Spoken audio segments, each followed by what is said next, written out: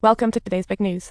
The prince's attitude to rules mirrors mine toward Morning Bells, always seeking escape, yet finding none. They each venture out separately after splitting. Annie finds her best friend and they kick off their first city adventure. In the museum, a mysterious painting catches her friend's eye. She points to the painting resembling Jack and seriously asks the staff about his identity. Sure enough, Prince Jack's identity was revealed. Once Annie realized, she whipped out her phone, detective style, to search for information about the Caponia royal family, ready for the truth to be uncovered. After confirming Jack's identity, she started looking up news about him and discovered that this prince is quite the playboy. It's like he can't lie without the gossip she saw stirred emotions, disappointment, and curiosity blended like too much sweet and sour candy. After finishing his tasks, Jack meets Annie again. Her attitude has flipped, as if under a magic spell. Sarah and I visited the museum, and nearly everyone recognized the prince, causing us to dodge the crowds. To spare Annie, Jack suggests a secluded spot to apologize and explain his hidden identity. Seems like you enjoy my company, or is it just my name casting a spell? Annie grudgingly accepted that reasoning, but then began digging into her own gossip. Jack sighed in relief and explained that those were just petty games from jealous royal family members trying to drag her reputation through the mud. Seeing that Annie still seemed skeptical, he decided to give her a true picture of himself. So, they spent the afternoon together visiting a hidden children's shelter.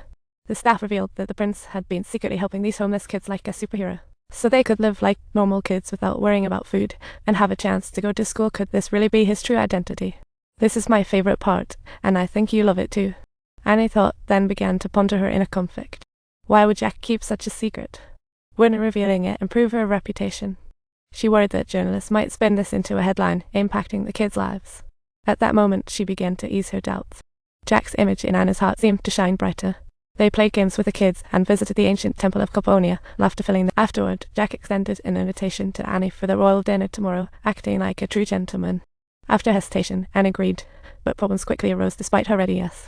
Since the palace is very formal, she had no appropriate clothes, leaving her in all sorts of panic. Just then, the door knocked, as if fate was intervening.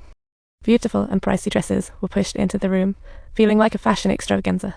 With a chauffeur at her service, Annie got her first taste of the grand palace. Walking down the red carpet and meeting Jack relieved her of her worries. As for being challenged by royal members, no way. However, the Queen's attitude didn't reflect the other royal members. It was another story. To maintain her relationship with her son, the Queen knew she couldn't show bias against Annie. So she colluded with the others surrounding Annie and gossiping disdainfully about her commoner status. Seeing this, the prince immediately intervened, steering the conversation toward the upcoming coronation ceremony. Traditionally, only nobles could attend the coronation, but the prince suggested opening it up to the public this time. The Queen quickly shut down that idea, saying hosting so many would cost a fortune. Each time the throne changes, it could spark unrest, and the Queen knew they couldn't just spend money like it's confetti. Seeing her son's expression darkened, the Queen looked at Annie, hoping she'd back her up, but unexpectedly, I see no problem here. Inviting citizens to the palace? What's the issue?